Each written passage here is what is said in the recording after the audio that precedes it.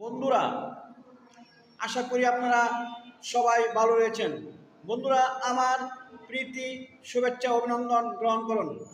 বন্ধুরা, সোয়া, পনে এবং সাড়ে এই কথাগুলো দ্বারা আমরা কি বুঝি?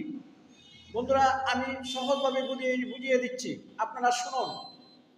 যদি কেউ বলে সোয়া 2 হালি ডিম দেন আমাকে, সোয়া বলতে এখানে স কথার অর্থ মানে কি? স মানে একটি বেশি হবে। সোয়া 2 হালি, 2 হালিতে কয়টি? 1 হালি সমান হচ্ছে 4টি, 2 হালি সমান কয়টি? 8টি। তো সোয়া 2 হালি সমান হবে 9টি। স বললেই একটি বেশি হবে, তার মানে সোয়া 2 হালি ডিম। তার মানে হচ্ছে সোয়া 2 হালি ডিম সমান কয়টি হবে?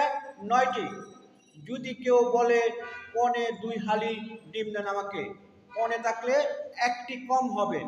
2 হালি সমান যেহেতু 8টি, তাহলে একটি কম হলে কয়টি হবে? 7টি। তার মানে পনে 2 হালি ডিম যখন কেউ বলবে, তখন তাকে কয়টা ডিম দিতে হবে? 7টি ডিম দিতে হবে। মানে পনে থাকলে একটি কম দিতে হবে। যদি বলে আমাকে 3.5 হালি ডিম দেন, সাড়ে থাকলে কয়টি ডিম বেশি দিতে হবে? সাড়ে থাকলে সাড়ে কত মানে 2টি, 3.5 হালি। 3 হালি সমান কয়টি? 3 হালি সমান যেহেতু 12টি, 1 হালি সমান যেহেতু 4টি, 3 হালি সমান কয়টা হবে? 3 4 12, 12টি। আর সাড়ে থাকলে আরো 2টা বেশি হবে, তার মানে 3.5 হালি ডিম সমান কয়টি হবে? 14টি হবে।